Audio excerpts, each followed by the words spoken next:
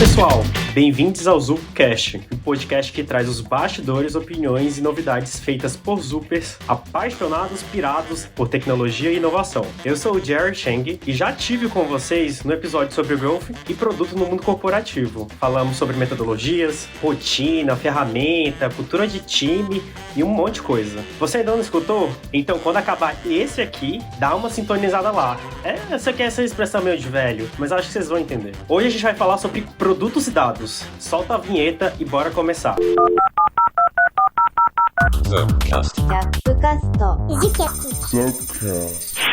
Isso aí, galera. Comigo estão algumas feras. Alessandro, analista de dados aqui na Zup, e o Yuri Barreto, que é nosso engenheiro de dados também aqui na Zup. Eu preciso que vocês contem um pouquinho pra galera quem vocês são. Podem fazer um pitch aí se apresentando, galera? Fala, pessoal. Tudo bom com vocês? Eu sou Alessandro Campos e tô aqui na Zup como analista de dados. Bom, eu já tenho uma jornada já de uns bons anos com BI e Analytics e hoje eu vim aqui compartilhar um pouco com vocês da minha experiência junto com o desenvolvimento de produtos data-driven. Opa, pessoal. Meu nome é Yuri Barreto. Eu tô na Zup há pouco mais de 2 meses como engenheiro de dados. Já trabalhei na área desde 2017. Comecei minha vida na TI como infreiro e hoje eu tô aqui trabalhando com dados.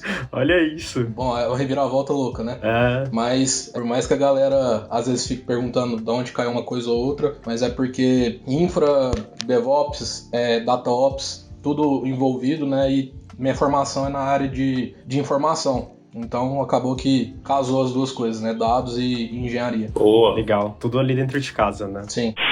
Eu queria começar pelas bases. Muito se fala em produto data-driven. Mas para quem ainda não tá fazendo, pode ser um tema um pouco, acho que, vago, assim. Como que vocês definiriam, do ponto de vista de vocês, o que é um produto data-driven? Olha, falando do básico mesmo, né? Pegando aí o nome, data-driven.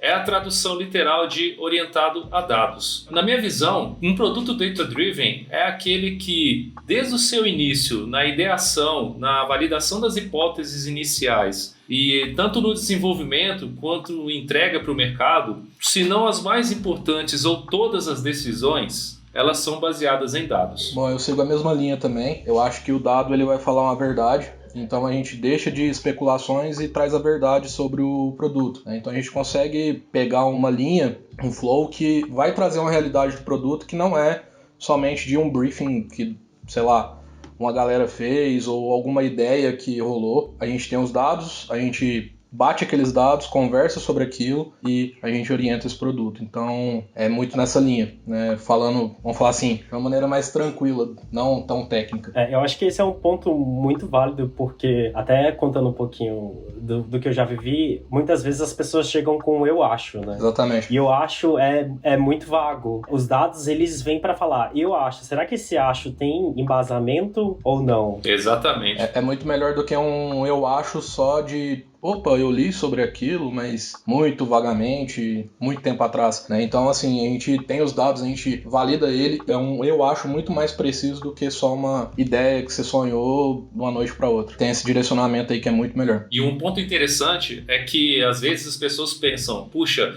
produto orientado a dados deve ser coisa de alta tecnologia, coisa que está surgindo recentemente.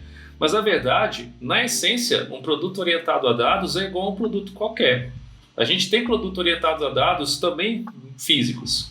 O ponto é que, realmente, a gente vai buscar, em todos os momentos desse ciclo de vida, alguma informação que não seja no achismo para poder validar alguma tomada de decisão.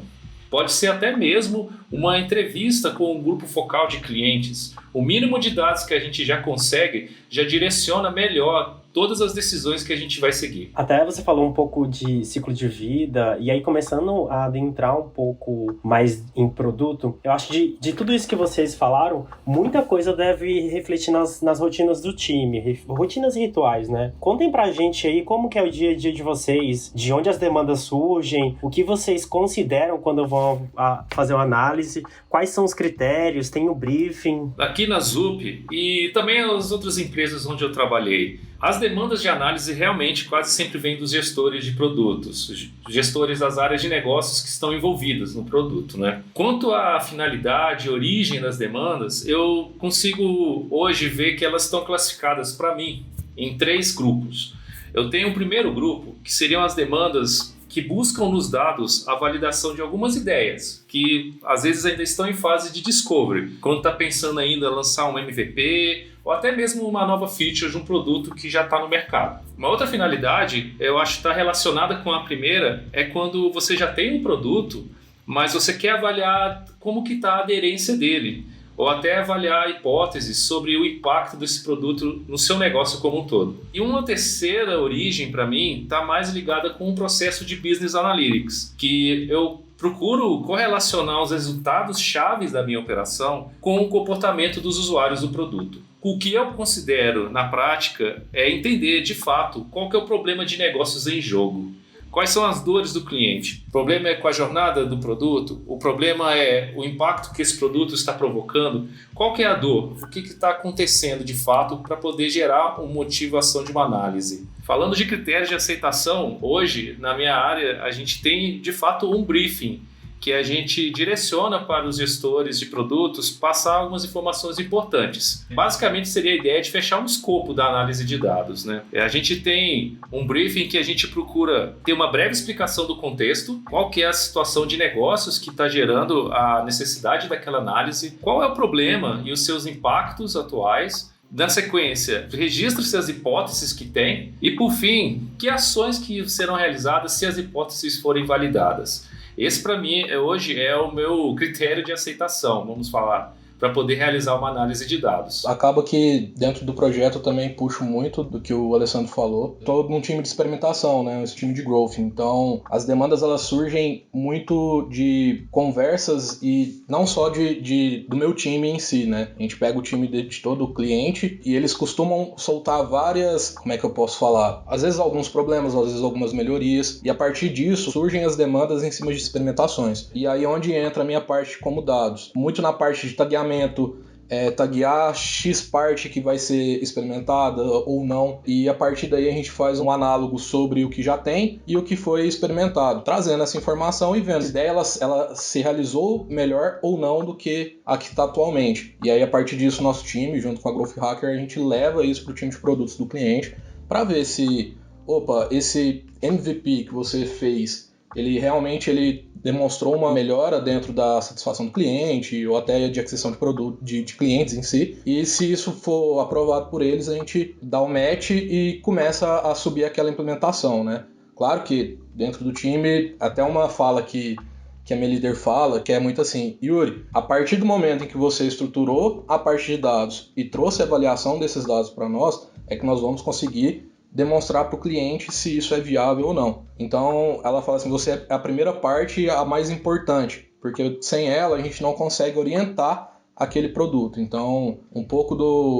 das minhas demandas, elas estão relacionadas a isso. Surgem de diversas fontes, a gente refina isso dentro do time, e a partir dali a gente começa a construir junto com o time de back-end, front-end, e eu meio que mapeando e tagueando toda essa parte para trazer esses dados, esses insights para depois a gente levar para o cliente. Logo que eu comecei na Zup, eu também comecei como analista de dados dentro do time de Growth, e a gente estava muito colado em produto. O time de Growth é muito colado em produto, né? Só que a gente tinha um papel um pouquinho diferente, que era literalmente fazer o loop de aprendizado do produto. Então, depois que algo ia pro ar, a gente trabalhava e ficava monitorando e tentando entender o que os usuários estavam fazendo ali para a gente mapear oportunidades. Será que eles fizeram aquilo que a gente estava esperando ou não? Será que ele está se comportando de uma forma completamente diferente? Tá finalizando, não tá? Essas informações eram muito ricas ali para alimentar o loop e trazer, às vezes, muito backlog pro time de produto desenvolver, né? Isso, e uma coisa que você falou que é muito importante. Nem sempre o que você desenvolveu e está experimentando é igual que tá para trás. E aí existe muito essa questão de fazer essas métricas análogas para poder entender aonde essa sua modificação pode ter uma correlação com a que está lá atrás. Depende dos times, né? Alguns de 15 dias, outros conseguem implementar isso mais rápido, outros mais longos, né? Uhum. Mas isso que você falou esse looping, ele é o ideal, é o que o time de growth propõe, né? Sim. Puxando pro meu lado, eu tô ali sempre acompanhando e melhorando essas métricas e trazendo pro pessoal. Tá trazendo resultados? Não tá? Enfim, muito nessa pegada. Complementando, por isso que as hipóteses, quando a gente está pensando aí no modelo de análise, elas precisam estar bem desenhadas. Verdade. Exatamente nessa linha que vocês falaram, né? Entender o que pode estar sendo impactado, o que se acha, né, que pode estar acontecendo no momento de uma nova implantação, e isso, de fato, né, os dados eles vão responder a gente. Acho que até puxando esse ponto, se você tem uma hipótese bem estruturada, todo o resto fica um pouco mais fácil de resolver. E fica até mais entendível, né? A galera consegue entender isso de primeira, você não precisa ter que ficar rodeando aquela informação para o cara ter que entender. Tipo assim, é igual você explicar como você entra num carro. É a coisa mais simples, mas se isso não tiver tão tranquilo, às vezes você não vai saber como que entra naquilo lá. Uhum. E por incrível que pareça, tem gente que, como é que eu abro o carro? Ou como é que eu consigo ligar o carro? Tem gente que tem dificuldades, principalmente com esses produtos mais tecnológicos que vêm saindo. Então eu vejo que é muito nessa pegada. Quando está muito mais explícito o que é aquela hipótese que a gente vai testar, fica mais fácil até de quem não está tão adentro daquela informação ele entender. Um ponto também relacionado ainda à fonte de dados, hipóteses, quando a gente tem a possibilidade de cruzar os dados das interações com o produto que os clientes fazem e os dados das operações mesmo que o produto gera, por exemplo, o produto financeiro, você vai ter ali os clientes acessando a plataforma para poder fazer várias coisas e por trás você vai ter as operações. Então, quando a gente consegue cruzar esses dados, a gente potencializa demais a possibilidade de responder as hipóteses. Mudando um pouquinho o foco e indo mais para a estrutura, como que vocês estão organizados nos times? Vocês estão dentro do time de produto? Como que é essa mecânica do trabalho de vocês? Bom, o meu é até uma coisa que tem sido discutido. Existe ainda muito aquela ideia de que growth é produto. E até essa gestora, essa líder nova que entrou, ela falou assim, growth não é produto. Growth, ele é experimentação, a gente vai trazer hipóteses para a gente experimentar, entender como que seriam esses funcionamentos e a partir dali a gente leva para os times de produto. Eu definiria meu time não como um time de produto, mas um time de growth, que leva dados para a galera de produto. A mecânica do time que eu estou inserido hoje é essa. Eu também. Hoje eu estou no time de growth. Nós lá já conseguimos estar nesse estágio de ter uma estrutura cross. A gente consegue hoje interagir com todas as áreas de produtos do projeto e, de fato, a gente está imerso entendendo de uma forma sistêmica todos os aspectos do ciclo de vida mesmo dos produtos, com essas experimentações, cruzando as hipóteses,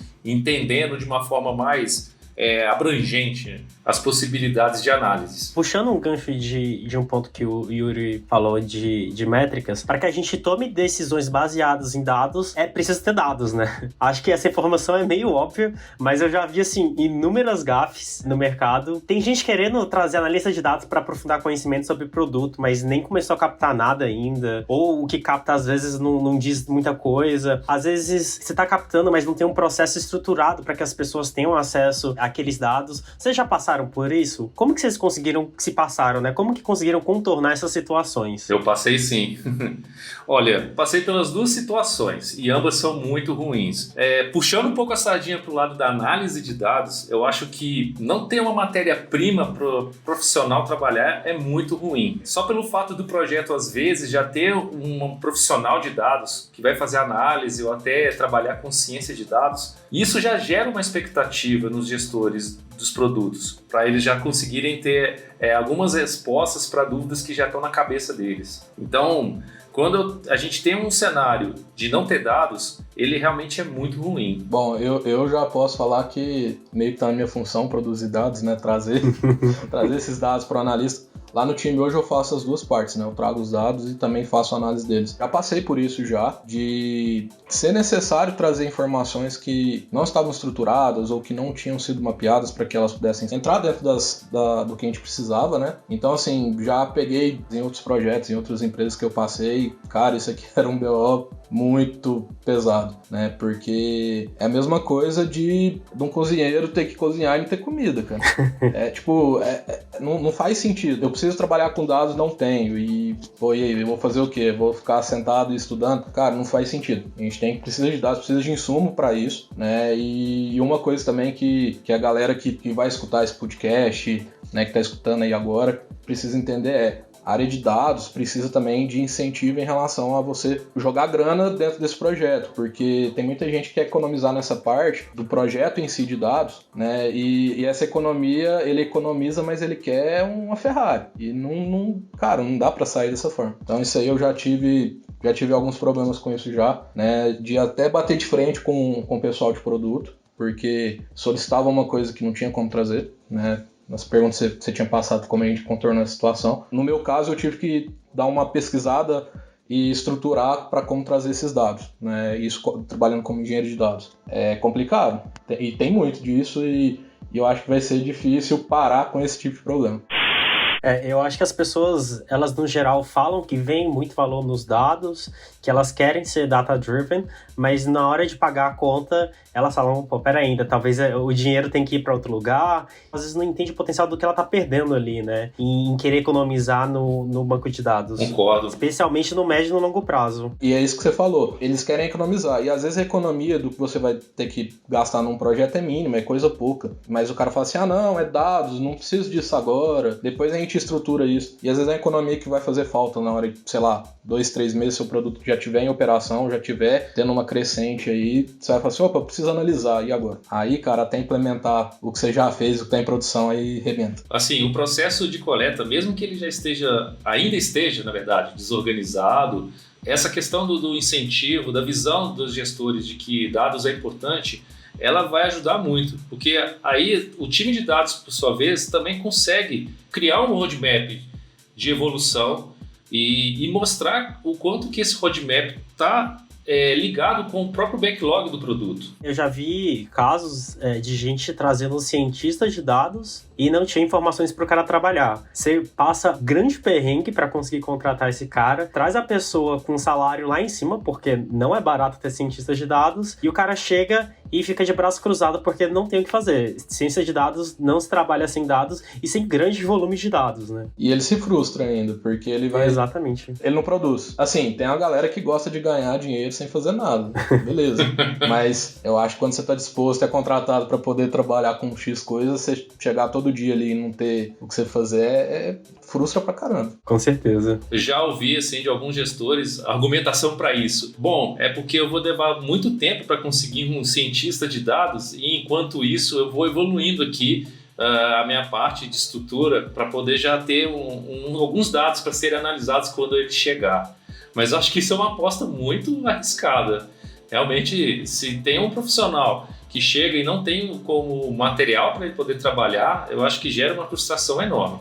Eu particularmente, ou é que no caso dos cientistas de dados, ou o cara vai ter que se prontificar a ser um engenheiro, que eu acho pouco provável para conseguir fazer o negócio rodar, ou ele realmente vai entrar no loop de frustração ali. E o mercado é aquecido, né? Então, se você trouxe um cara que o cara não tá satisfeito, logo mais a tua contratação ela vai ser praticamente inútil, né? Porque o cara vai rodar. Ah, certamente.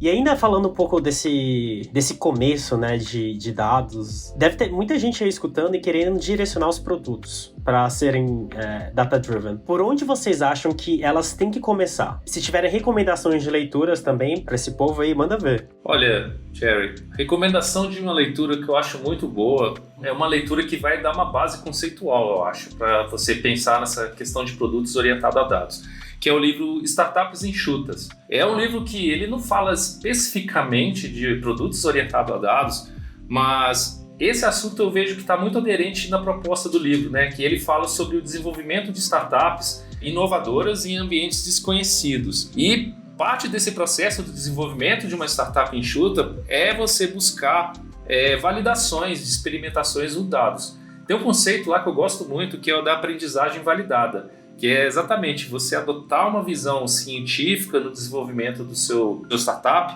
com a implantação de processos de coleta e análise de dados. E a cada fase, esse processo vai gerando insumos para poder você tomar decisões no desenvolvimento da sua startup, né? Na prática, a sua startup, o seu negócio, a interface dele com o cliente vai ser um produto. Então não tem muita diferença.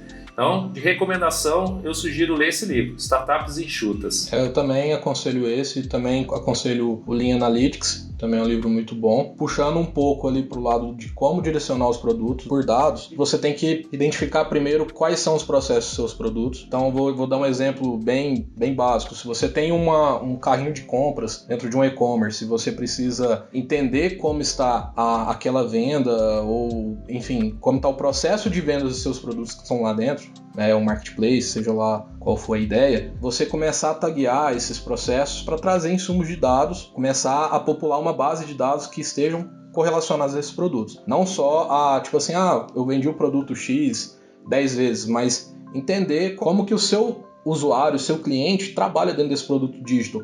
Isso falando de produto digital, né?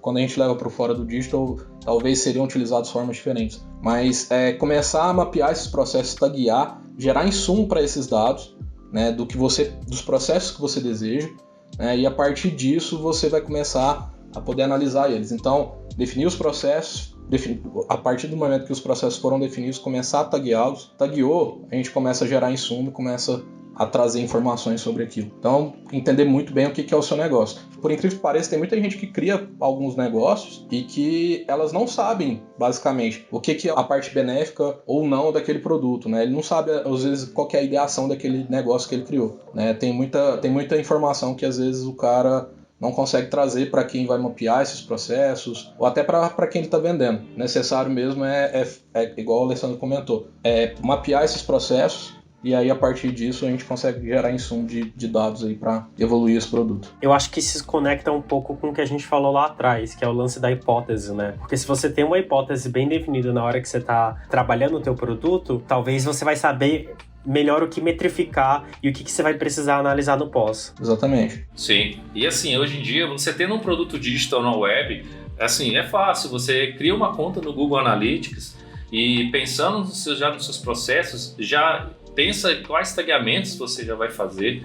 Eu acho que, do ponto de vista inicial, o comportamento do seu cliente na experiência de consumo do seu produto, na jornada dele na sua página, já vai ter muitas informações importantes. Já dá um bom direcionamento para as hipóteses. Duas ferramentas aí que podem te ajudar muito nisso é o Google Analytics e o Google Tag Manager. São duas ferramentas essenciais aí para produzir insumo aí de dados para quem quer começar a metrificar o produto. Já é um ponto de partida para começar a gerar os dados. Nessa parte de geração de dados, eu particularmente sempre gosto de pecar um pouco pelo excesso. Eu prefiro metrificar as coisas um pouco mais para ter respostas de perguntas que eu não sei ainda que eu vou fazer, do que me limitar a metrificar só aquilo que eu já quero saber. Isso acaba gerando, às vezes, um custo um pouco maior, né? Porque a gente vai precisar ter um armazenamento de dados maior, mas a gente não é pego de calça curta. Então, às vezes aparece uma hipótese, alguma coisa que você precisa investigar e você fala, opa, não tenho dado, preciso metrificar para então descobrir a resposta. Aí você já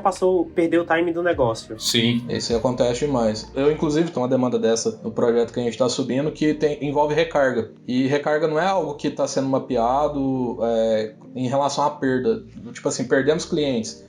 Na parte de recarga, o que isso envolveu? É porque o valor estava caro demais? Enfim, ninguém nunca pensou nisso. Não estava nem tagueado. E aí, nessa entrega que a gente fez agora, eu já pedi para subir essa parte tagueada para começar a trazer insumo de dados para que, vamos levar alguma hipótese, se for uma hipótese no sentido de, vocês pensaram em baixar o valor dessa recarga? Ou simplesmente não pode ser abaixado? Quer dizer, a gente está perdendo, 100 clientes porque a recarga mínima é de 50 e não tá rolando. E aí eu segui muito nesse ponto que você falou, já. Uhum. É um excesso, não é demanda que caiu, mas que pode me ajudar lá na frente na hora do time resolver fazer uma hipótese em cima disso. Inclusive, falando de métricas, teve um assunto que a gente abordou lá no podcast de Growth. E eu acho que vale a pena a gente comentar aqui também. Talvez com um olhar um pouquinho diferente, que são as métricas de vaidade. Vocês já tiveram que lidar com esse tipo de demanda, mesmo trabalhando em produtos direcionados por dados? Conta um pouquinho aí como que foi essa experiência de fazer esse tipo de análise e principalmente qual foi o desenrolar dessa história, né? O que no final vocês entregaram ali? Eu tenho um caso interessante para contar. Em 2015, eu estava numa empresa de meios de pagamento. De vários produtos dessa empresa, um dos principais é justamente as maquininhas que recebem pagamentos por cartão. A área de logística dessa empresa tinha uma métrica da vaidade assim, bem vaidosa, que era o tempo médio de entrega dessas máquinas, o tempo médio em dias. Essa era a principal métrica da área e era uma métrica reportada para o comitê executivo da empresa. Só que, analisando esse dado, eu via que, pelo fato da empresa estar vendendo para o Brasil inteiro, percebia, realmente analisando os dados, que esse tempo médio não era uma informação forte para a gente pensar como uma métrica de evolução de produto. Eu tinha tempos de entrega que variavam muito. Até mesmo dentro do mesmo estado, dependendo da empresa que faz o transporte da maquininha, eu tinha variação desse tempo de entrega. Então, Com certeza, tempo médio em dias não era uma informação boa. E o que eu fiz? Eu fiz uma análise na época para convencer a área de que o tempo médio de entrega não era bom.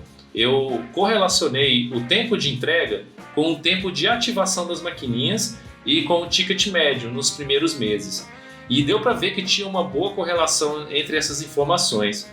Quanto mais tempo levava para entregar a maquininha, mais tempo o cliente levava para ativá-la. Pensando em desenvolvimento de produto e processo de negócio, não deveríamos pensar em tempo médio de entrega. O final dessa história foi: a métrica da vaidade ainda continua existindo, o reporte para a diretoria ainda era o tempo médio em dias, mas internamente a área começou a perseguir outros indicadores que até refletiam nessa métrica da vaidade no final. Um dos indicadores era o percentual de entregas que já tinham passado do prazo, mesmo dentro de cada fase do processo logístico. E isso, de fato, deu um direcionamento muito mais assertivo para a área, sair um pouco dessa métrica da vaidade e pensando no processo real mesmo, na dor dos clientes. No meu caso, não foi nem tanto voltado a produto, e sim operação. Antes de estar no time de growth aqui, eu trabalhava muito em operação voltada a dados. Então, eu tinha uma métrica de vaidade lá que era muito relacionada à questão de correção de bugs, né? E a galera, corrigiu tanta coisa, e só que quando você olhava, voltava também muita coisa.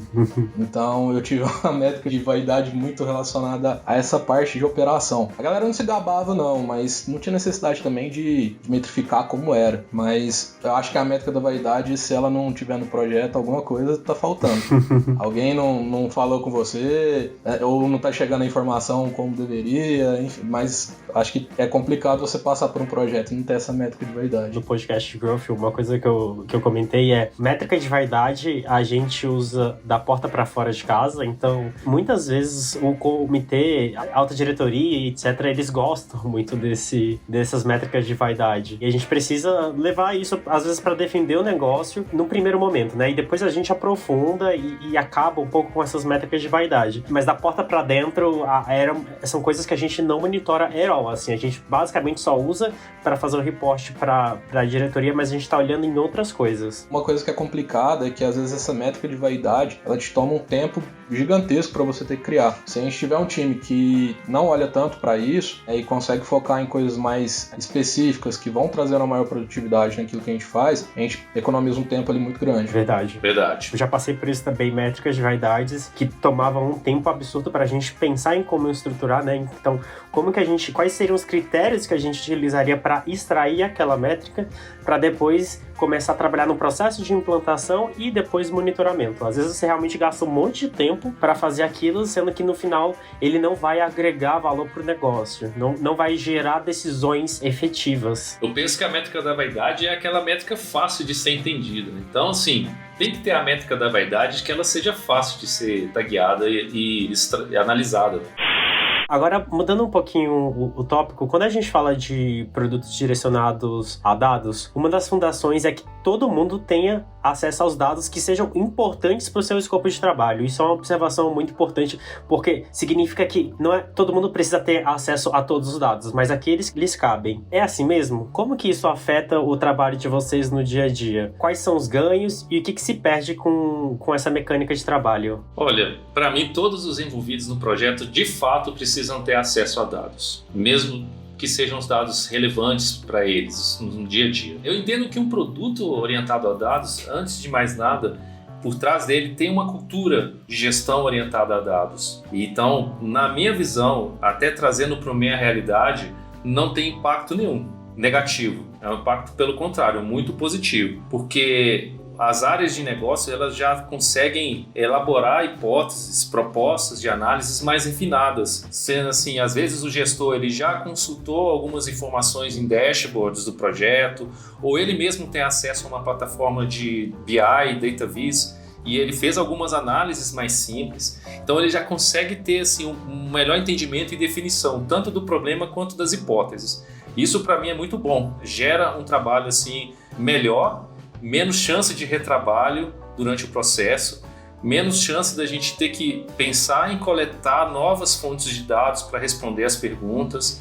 Eu vejo essa questão de ter essa democratização muito boa. Eu também vejo muito disso, muito do que o Alessandro já falou, mas uma coisa também importante quando a gente divide esses dados com o time é evita o seu próprio vício do dado. Você está trabalhando com aquele dado, você está destrinchando para poder obter uma métrica e às vezes aquele dado ele fica viciado para você. Você vai estar enxergando uma coisa que, cara, não é igual você digitar um texto gigantesco, TCC, você sempre vai mandar para alguém revisar para fazer a leitura, para encontrar alguns erros de ortografia, enfim. Então eu vejo que essa democratização dos dados ajuda muito nessa parte de dado viciado.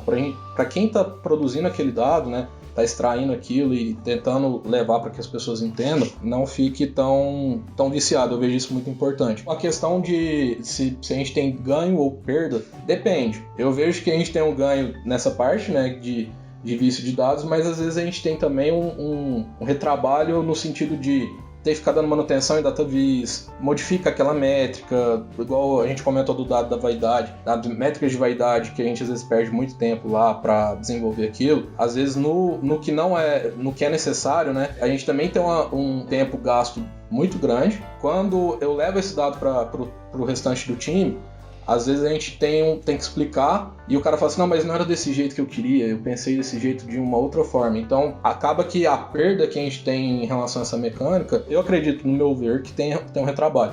Pode ser que a vivência, igual o Alessandro comentou que lá ele não tem, mas eu vejo que já chegou para mim alguns retrabalhos quando teve essa, vamos falar assim, essa democratização dos dados. Em relação a pessoa às vezes não conhecer, ou às vezes ela querer modificar aquela métrica.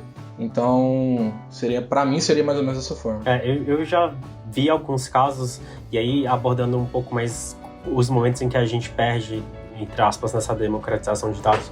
Um deles é um pouco a discussão do ovo e da galinha. Por quê? Quando você disponibiliza acesso aos dados para as pessoas, elas começam a fazer análises por si próprio. E algumas vezes, uma parte das pessoas, uma parte do time não está preparado ainda para lidar com aqueles dados. E aí eles fazem inferências e análises que, na verdade, elas não condizem com a verdade. Mas eu acho que isso tem muito a ver com a maturidade, né? Então, às vezes, você tem que estar um pouco propício a saber que isso vai acontecer. Então o seu time precisa ganhar maturidade de dados, isso vai acontecer com eles errando mesmo, faz parte do processo. Muitas vezes o analista de dados entra para dar esse suporte, para dar esse olhar crítico, para elevar um pouco a régua do time e ajudar eles nesses aprendizados. Um outro ponto também, que aí eu acho que agora aí abordando um pouco o tema da LGPD, que a partir do momento que você disponibiliza muito dados nas mãos das pessoas, você concede um poder para elas, né? Então, você tem que saber muito bem para quem que você está concedendo para ter certeza de que está coerente com o escopo de atuação dela. Então, você não pode ceder de mais e, às vezes, nem de menos. E nessa parte do ceder de mais e ceder de menos, acaba que... Um exemplo, hoje eu estou no time de growth, a gente divide muito com o produto. Só que às vezes o time de comercial vai começar a consumir aquele dado e o time de comercial às vezes ele não quer só aquele dado macro. Ele quer entrar no micro para poder entender aquela região dele que está acontecendo, quem são as pessoas. Não, eu quero fazer um telemarketing aqui para essa galera. Entra muito nessa questão da LGPD, né? Que você comentou que pode ter esse problema em relação a ter esses dados demais. E aí acaba que essa demanda vai aumentando. Então, é igual eu comentei, a perda vai ser muito no que a galera está enxergando dos dados. Às vezes aquilo lá que ele tá vendo, ele vai querer mudar, vai querer acrescentar, então a gente cria um retrabalho ali, querendo ou não. Eu vejo que assim, que não é tanto uma perda, mas um desafio, que quanto mais a gente democratiza, a gente precisa ter por trás uma boa governança desses dados. A gente precisa ter um repositório de dados com uma camada de metadados. A gente precisa ter políticas bem claras, né, de quais são os dados sensíveis, quais são os níveis de acesso e por trás também as ferramentas permitindo, né, que isso aconteça de forma automática, né? A governança ela é muito importante. Eu acho que ela tem que caminhar junto com a proposta de democratização dos dados e entrega dos dados para todos os projetos. Abordando um outro tema, eu já escutei no mercado uma discussão. É data-driven, é data-informed. Basicamente, isso significa que na hora de tomar uma decisão de produto, não se pode considerar somente dados. Eles dão um bom norte, mas pontos como experiências passadas, intuição, dados qualitativos também precisam ser levados em consideração. Quando vocês estão fazendo as análises lá, vocês levam esses outros fatores? Como que é esse balanceamento de vocês? Tiveram momentos que ajudaram mais, óbvio que dentro de dadas as condições, quando que parecia uma boa ideia utilizar esses dados um pouco, essas outras coisas, intuição, as coisas um pouco mais qualitativas, e elas levaram para um caminho um pouquinho mais, que não foi tanto de sucesso. Olha, pensando assim nessas outras fontes de dados, no meu dia a dia, eu uso mais como um balizador. Geralmente quando eu encontro algumas informações nas análises que eu fico na dúvida, será que é isso mesmo? Não está fazendo sentido? Eu sempre busco a área de negócios para entender. E aí, nesse entendimento, nessa validação, sempre surge a experiência acumulada, o feeling, para poder ajudar a balizar. Dentro de algumas condições, eu vejo que você ter essas outras origens de dados ajudam bastante. Com relação a ser uma ideia que acabou levando para um caminho não tão bom, eu de fato não recordo assim, da minha experiência. Até acho que eu sou um sortudo nisso. Mas acredito que essa questão de dados que podem gerar conclusões erradas, ela acaba sendo uma responsabilidade compartilhada, né? Ela também não pode ser única e exclusivamente da área de análise de dados. Eu acho que é como um todo, a decisão ela tem que ser uma decisão em conjunto. Isso é um ponto interessante, que às vezes a gente fica acreditando que a análise de dados, a ação em si, ela é de quem está analisando, mas a verdade o meu produto, por exemplo, é um produto que eu dou recomendações. Pode ser que aquela recomendação que foi baseada num feeling, ela não seja a melhor decisão, mas ainda assim são recomendações. Isso é um ponto importante para os analistas de dados também, sempre entenderem que eles têm um papel importante, mas também têm uma responsabilidade compartilhada. Eu também acabo indo muito nessa ideia de entender vamos falar assim, pegar pessoas com experiência do projeto para trazer informações, né, para a gente poder cruzar com os dados que chegam para nós. Mas assim, eu sou uma pessoa que também como é que eu posso te falar? Quando a gente pega um data driven, né, e aquele dado ele é tão real para você e a pessoa começa a bater o martelo, tipo, o dado tá falando para você ir para a esquerda, mas o cara fala assim, não, a direita aqui que é o certo. Só que, cara, o dado tá assim claro na sua frente. Existem alguns momentos em que a gente tem que deixar um pouco essa questão da intuição para poder puxar pro lado do dado. Só que isso eu falo quando a gente vai muito para essa cultura do data-driven para produtos, né? Só que quando a gente também está no time de growth, a gente fala que o time de growth é um time que ele se permite errar, né? Ele vai testar, não que a gente vai criar coisas que vão ser erradas, mas a gente pode criar coisas que às vezes não vão não vão chegar no objetivo que a gente planejou lá no início, né? Então, uma coisa que eu tô até mudando muito a minha mentalidade na questão de nem sempre o que o dado tá deixando explícito para mim, ele vai acontecer aquilo. Hoje eu tenho muito mais essa ideia de pegar essas informações, e quando o cara fala pra mim assim, vai pra esquerda, mas o dado tá falando pra direita, eu falo assim, não, então vamos discutir mais um pouco aqui,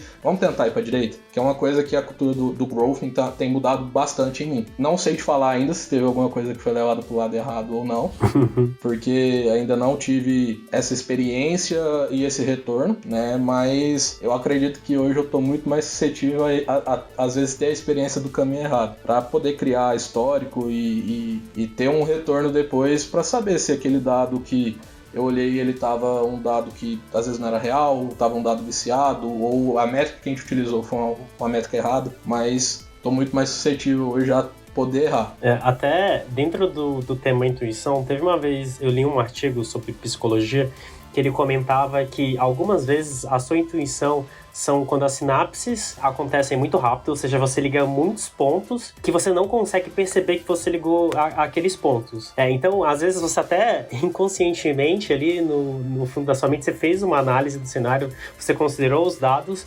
e às vezes só não está muito claro para você aquele cenário, né? Então, a intuição, eu acho que ela ajuda muito a direcionar o negócio, especialmente quando os dados, eles não dão um caminho claro, porque nem sempre quando a gente faz uma análise também, o caminho fala é A ou B. Às vezes ele fala, pode ser A ou pode ser B. Os dois são viáveis. Qual que será que a gente vai testar primeiro? E às vezes eu acho que a intuição, essa questão do qualitativo, das experiências, elas ajudam um pouco a direcionar quando a gente tem várias opções de caminhos. Sim, e isso é uma coisa que eu tenho pego muito pra mim agora, né? Igual eu falei, antes eu era um cara que era, tipo, bem na matemática, né? Eu não é. Com essa cultura do growth, eu tenho mudado bastante essa minha visão, né? Hoje eu sou muito mais adepto dessa intuição do que era antes.